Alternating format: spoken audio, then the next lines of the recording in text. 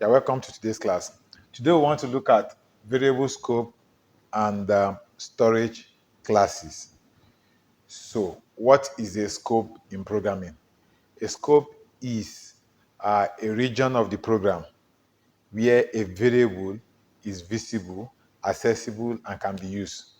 Right? So when you create a program, there has to be a memory location assigned to that code that you have created in the code realm. And that memory location has to be assigned based on what you have stated. So when you say, I want to build a school, you go to the government and you say, I need a land to build a school. They are not going to give you a land for a residential home, right? So you have stated what you want to do. So they have to give you a land according to that. Now, I want to build a 3-bedroom bungalow. You cannot go and collect a land that will be used for building a mansion. So that will have to be allocated. So storage classes will determine the size of the memory or which part of the memory, right, which part of the memory that will be allocated to that variable. The type will decide the size of the memory. So let's look at what we have. Let's say you declare a variable int A, right? This is the data type. Data type. This will decide the size that will be given to that memory. So this is like 4 bytes. So this is the variable name, right? And then this has an address. So address of A will be assigned because it is memory. And the memory is what? RAM. It's in your computer. So the program has to be loaded into that memory. All right. But storage classes, there are 4 types that will now guide. So this is like saying a citizen of a kingdom. So we are all human beings. But when you see us, how will you know who is a king, who is a priest, and ordinary citizen? That will be determined by what? The storage classes. So we have 4. The first one is what? Auto. The second one is what? Static. The third one is register. The fourth one is what? Extern. I can also say global, right? But I will leave this because this and this are stored in the same place. They are stored in the same place. So that's why I'm not going to put it in. So I'm just going to leave this. Now, when you declare a variable like this, without any storage class before it, that means it is auto. So this is the same thing as saying auto int A, right? Now, what is the lifespan of any variable that has any of these storage classes?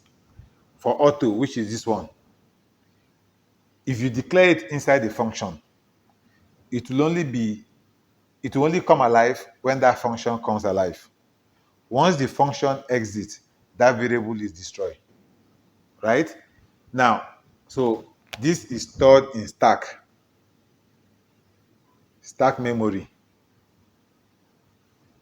While this static and the global are stored in the data segment of the memory. Data segment of the memory. The register is stored in the CPU register.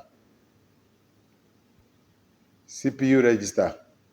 So that means when I say, when I declare a variable like this and I say static, the register will know that I am not going to create this variable, even though it is local to a function, but I'm not going to create it in the stack memory of that function. Rather, I'm going to create it in the data segment of the memory, because this static, the lifespan is that it's going to remain alive throughout the existence of that program.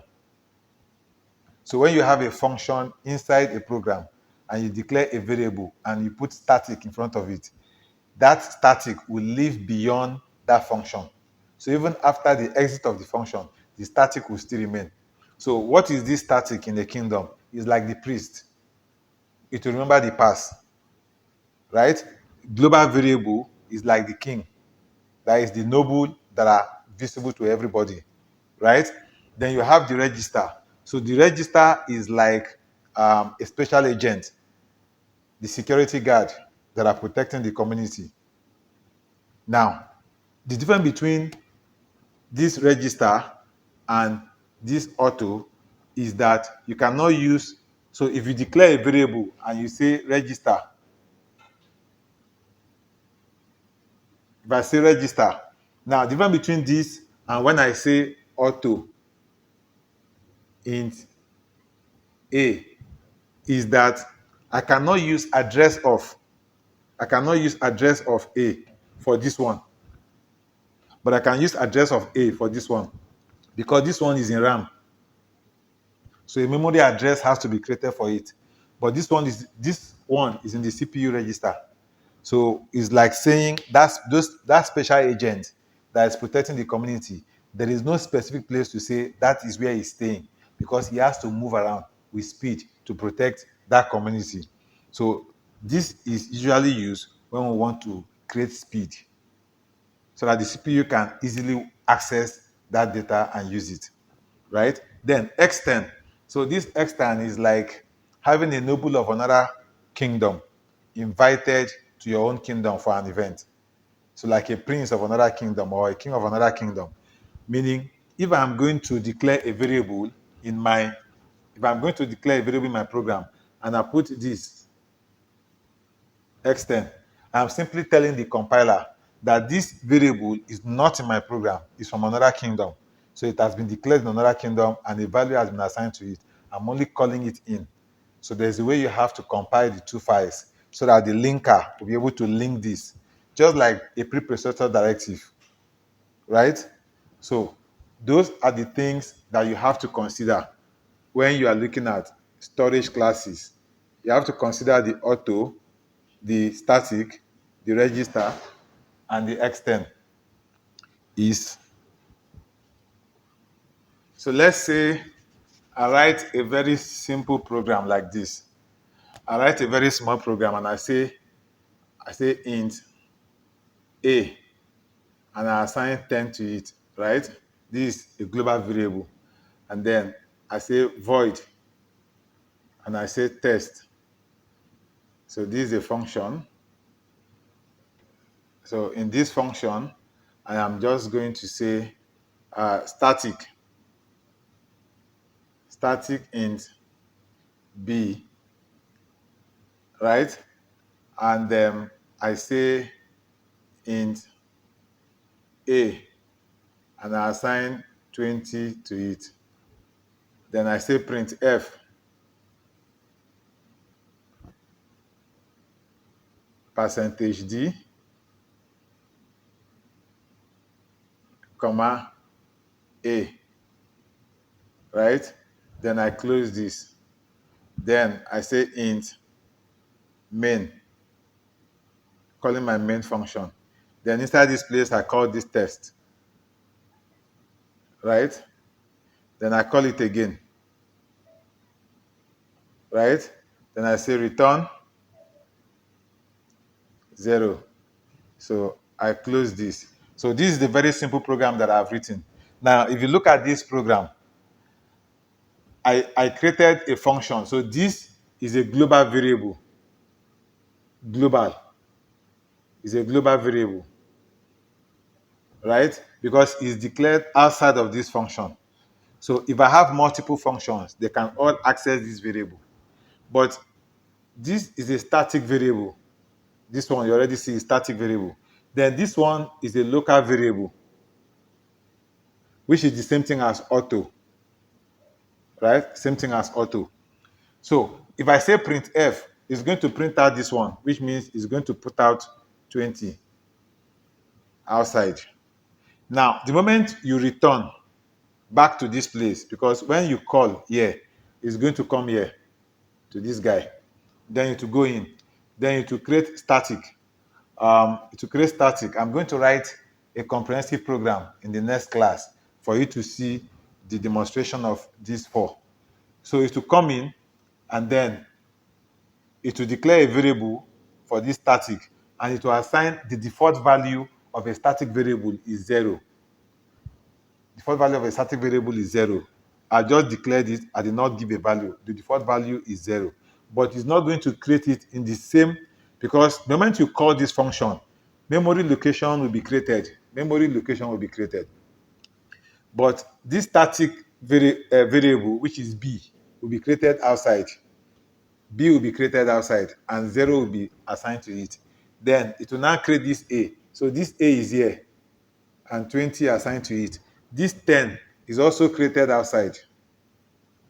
10 assigned to it. So when it asks it to print, it's printing out this one. Now, when it returns back to this place, this one ceases to exist. Right? It will cease to exist, but these two will still remain. When you call it again, it comes back here, right? And then it will come in, it will still check the value of this. So in the next class, I'm going to write a comprehensive program for you to see how this static can retain its value. I will show you that. So in this class, for me to just demonstrate auto, static, register, and extend for you to see, is to show you that it is very important to note how the behavior of a variable is, depending on the storage class that is attached to it. So you cannot just change the status quo of a kingdom because you have the power to do so when that program has already been written. It will completely disrupt it. So I will show you that in the next class for you to see that once a program has been written and the storage classes has been determined for the variables, you cannot alter it. Certain people had to perform certain tasks. You can't just change it. Before you can physically change anything, you must go to the code and alter the entire design of that code before you can have the physical process change. Else, everything will be disrupted. So that is what I want to show you in this class. So in the next class, I'll write a program, and then I'll show you how auto, static, register, and extend operate. So till we see in the next class. Bye-bye.